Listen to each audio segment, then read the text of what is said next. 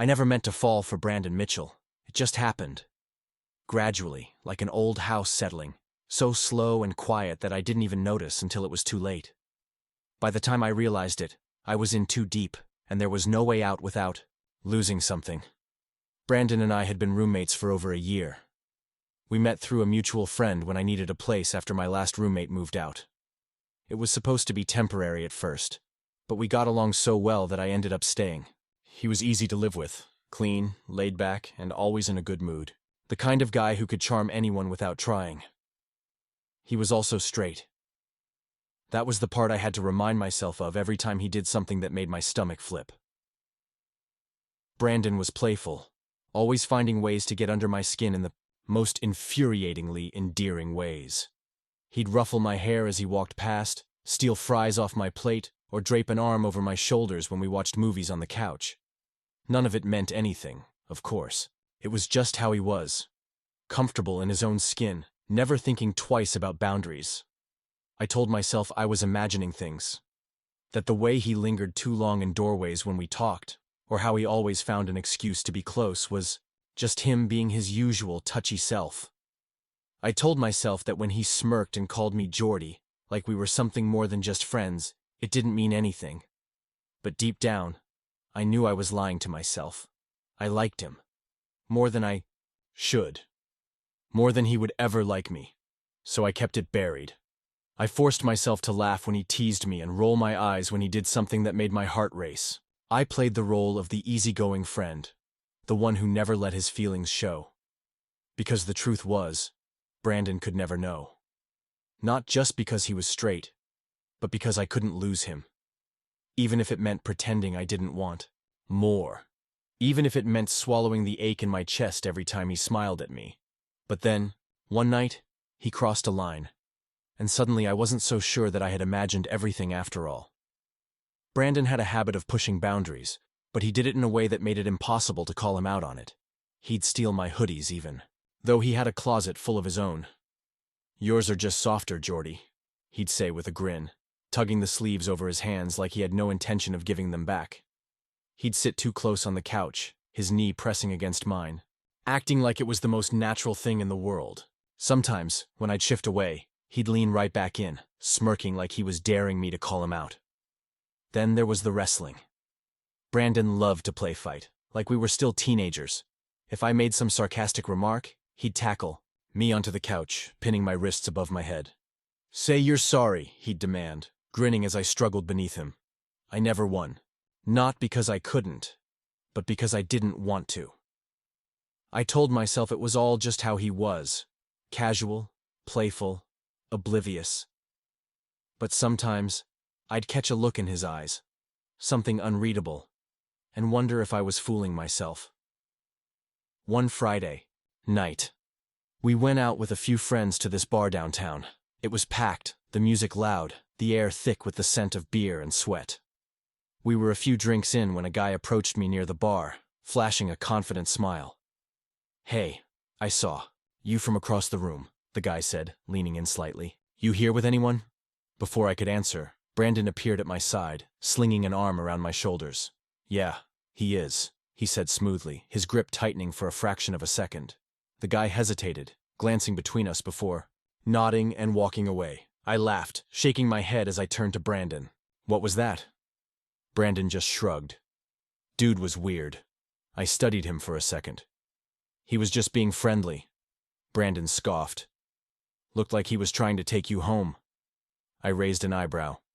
"And that's a problem because—" He didn't answer, just took a sip of his beer and looked away. I let it go, chalking it up to his usual protective streak, but something about it sat in the back of my mind, lingering longer than it should have. After that night, something shifted. Brandon started making offhand comments about my dating life, things he'd never seemed to care about before. One night, we were watching TV when he suddenly asked, "So, are you actually into guys like that? The one at the bar?" I frowned. "What do you mean?" "I don't know."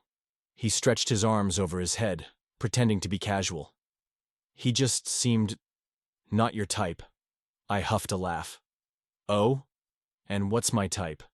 Brandon hesitated, like he hadn't expected me to throw the question back at him. Then he shrugged. I don't know. Just not him. I didn't know what to say to that, so I let the conversation die. But after that, he kept bringing it up. Do you ever wish you were with someone? He asked another time, completely out of nowhere. I glanced at him. Where's this coming from? Brandon shrugged. Just wondering. I laughed. You never care about my love life. He smirked. Maybe I'm just trying to be a better friend. But his words didn't match the way he looked at me, and that was when I started to wonder if I'd really been imagining everything after all. It started with a few drinks, like it always did. Brandon and I had both had a hell of a week. Midterms, work deadlines, and the general exhaustion of life weighing on us. So we decided to stay in instead of going out. We ordered takeout, cracked open a bottle of whiskey Brandon had been saving, and sat in my room talking about everything and nothing. First, it was just like any other night, but as the drinks kept coming, something shifted. Brandon had always been playful, but tonight, he was different. He was closer, touchier. His hand kept brushing against mine when he reached for his drink. At one point, he stretched out on my bed, making himself comfortable like he owned the place, his long legs dangling off the edge. You don't mind, do you? He asked, grinning as he pulled one of my pillows under his head. I rolled my eyes. Since when do you ask? He chuckled but didn't move. Instead, he reached up, threading his fingers through my hair in a slow, lazy motion. Your hair's gotten longer, he murmured. I stiffened. He'd never done that before. Brandon, I started, but he cut me off. Relax, Jordy. Just messing with you. But he didn't stop. His fingers lingered, brushing against my scalp in a way that sent an unsteady heat through my chest. I swallowed hard, trying to ignore the way my heart had picked up speed. He was drunk, I told myself. That was all this was. Then he sat up abruptly, grinning like he just had the greatest idea in the world. Let's play a game, I raised an eyebrow. What are we, 12? Come on, don't be boring. Truth or dare? I scoffed, but I was already too buzzed to argue. Fine, truth. Brandon smirked, eyes glinting with something I couldn't quite place. Have you ever thought about being with a straight guy? I blinked. What? He leaned in slightly, resting his elbow on his knee. You heard me. I hesitated, suddenly very aware of how warm the room felt. That's a stupid question. Why? Exhaled, shaking my head. Because it's pointless. Straight guys don't... I stopped myself, realizing where this conversation was headed. It doesn't matter. Brandon held my gaze, his smirk still there, but softer now. Huh. I could feel the weight of his stare, like he was searching for something in my expression. I looked away. My turn, I said quickly. Truth or dare? Brandon grinned. Dare, I thought for a second, trying to come up with something. Stupid to change the subject, but before I could, he beat me to it. I dare you to kiss me. I laughed, assuming he was joking. Yeah, okay. No, seriously, he said, his grin widening. Just a quick one. No big deal. I shook my head. You're drunk. So are you. He nudged me with his knee. Come on, it's just a game. I stared at him, searching for any sign that he was messing with me. But his face gave nothing away. Brandon? What? He teased. Scared? My pulse thrummed in my ears. Of course I was scared. I knew I should say no. I knew I should laugh it off and push him away and pretend like my hands weren't suddenly trembling. But he was looking at me like he was daring me to cross a line I had spent months avoiding, and, God help me, I wanted to cross it. I swallowed hard. Fine. It was supposed to be quick. Just a brush of lips, something we'd laugh about in the morning. But the second my mouth met his, something in him shifted. Brandon deepened the kiss, his fingers curling into the fabric of my hoodie as he pulled me closer. I felt the slow, hesitant way he parted his lips, the way his breath caught like even he hadn't expected this. The room blurred. The air between us disappeared. For a moment, I forgot everything. Forgot that this was just a dare. Forgot that Brandon was straight. Forgot that this wasn't supposed to mean anything. Because for that one fleeting second, it felt real. And that terrified me. The second it happened, it was over. Brandon pulled away so fast, it was like he had been burned. His eyes flickered with something. Panic, confusion, regret. But then, just as quickly, his expression shut down. I sat there, heart slamming against my ribs, trying to catch my breath. He ran a hand through his hair, looking anywhere but at me. That was nothing. Just a stupid dare. Nothing. The word hit like a slap, sharp and sudden. I swallowed the lump in my throat. Right. Brandon let out a breathy laugh, but it didn't sound right. Man, we drank too much. That was weird. Weird. Another word that dug its claws into my chest. I forced myself to nod, to play along. Yeah, just a game. For a few seconds, neither of us moved. The room felt too small, too hot. My mind was racing, trying to make sense of what had just happened, trying to convince myself I hadn't imagined the way he kissed me back, the way he had pulled me closer, wanted to ask. I wanted to make him say it, what it had meant, if it had meant anything at all. But the way he was looking at me, like he wanted to erase the last 5 minutes from existence, made my stomach twist. So I let it go. Brandon stood, up abruptly. I should crash. Yeah, I muttered. Me too. He hesitated like he wanted to say something else. Then he just nodded and walked out of my room, leaving me sitting there in the dark, lips still tingling from a kiss I was already supposed to forget. The next morning, Brandon was different. Colder. Distant. I woke up to the sound of him moving, around the kitchen making coffee like he always did. But when I walked in, he barely looked at me. Morning, I said carefully. Hey, he muttered, not meeting my eyes. I waited for something else, a joke, a smirk, some sign that last night hadn't completely destroyed whatever we were. But there was nothing. The tension in the air was unbearable. I poured myself coffee, pretending like I didn't notice how stiff his shoulders were, how he kept his focus trained on his phone, like it held the secrets of the universe. It wasn't like him. Brandon was always easygoing, always talking, always filling the space with something. But now, he was quiet, closed off in a way that made my stomach twist. Finally, I couldn't take it anymore. So, are we going to talk about last night? Brandon's jaw tightened. What's there to talk about? I scoffed. I don't know.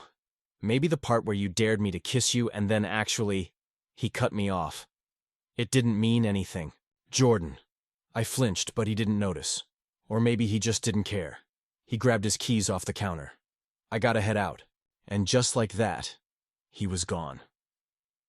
I sat there for a long time after he left, staring into my coffee like it could somehow make sense of everything for me. I felt stupid, humiliated.